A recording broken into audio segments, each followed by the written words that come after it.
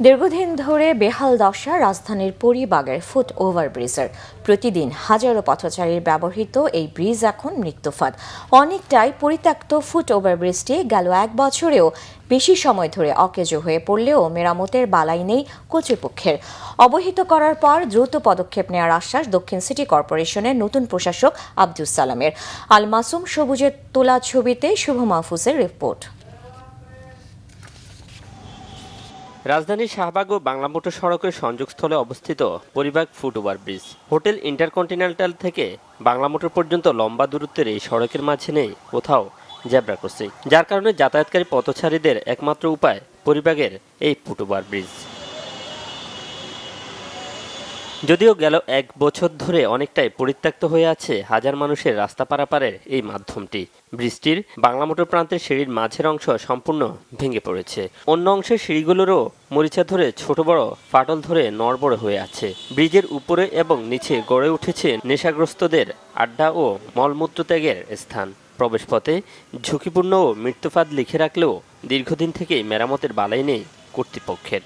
উপায় না পেয়ে দুর্ঘটনার ঝুঁকি মাথায় নিয়েও অনেকে রাস্তা পারাপারের জন্য ব্যবহার করছেন ব্রিজটি। ভয় লাগছে, কিন্তু ডিভাইডেড মানে রাস্তায় ওই পাশে যাওয়ার মতো এইখানে আর এইটা ছাড়া আর অন্য কোনো ওয়ে নাই। এই জন্য ঝুঁকি থাকা সত্ত্বেও আশা লাগলো আর কি। কারণ আমাকে অনেক দূর সামনে দিয়ে ঘুরে আসতে হবে, ইফতারেরও সময় হয়ে গেছে, যেন তাড়াহুড়ো করে জন্য এখান দিয়ে পার হইলাম। ব্রিজটা ঝুঁকিপূর্ণ হয়ে গেছে, দুই পাশেই আটকানো, ব্রিজের নিচে ময়লা, এখান থেকে পার হতে পারতেছি না, এখান থেকে আবার এক্সট্রা রিক্সা নিয়ে যাইতে হবে।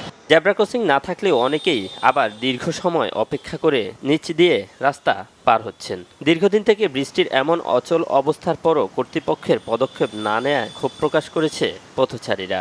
এটার অবস্থাটা আস্তে আস্তে খুব খারাপ হয়ে গেছে, কিন্তু আজকে তো দেখলাম যে সাইনবোর্ডই টানানো, এটা টানে তো লাভ নাই। কাজ করতে হবে, পাবলিকের যাতে অসুবিধা না হয় সেটা দেখতে হবে। লাগাই লাভ কি, মানুষ তো এর উপর দিয়ে ডিঙে আসতেছে। ওইটা আগে থেকে ইউজ করা যাচ্ছিল না, শুধু এইটা আর এটা ইউজ করা যাচ্ছিল। এখন ওইটাও ওই পাশটা খুব ভেঙে গেছে। এটা আসলে খুবই ঝুঁকিপূর্ণ হয়ে গেছে এই এলাকার লোকজনের জন্য।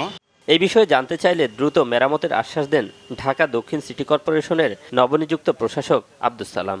পরিবাগে বলছেন আপনি, সেটা আমি দেখবো, যত দ্রুত সম্ভব সেটাকে চালু করা যায় আমি ব্যবস্থা করব। চলাচলের অনুপযোগী ফুট ওভারব্রিজগুলো দ্রুত সময়ের মধ্যে মেরামত করার কথাও জানান দক্ষিণ সিটির প্রশাসক। শুভ মাহফুজ, বাংলা ভিশন, ঢাকা।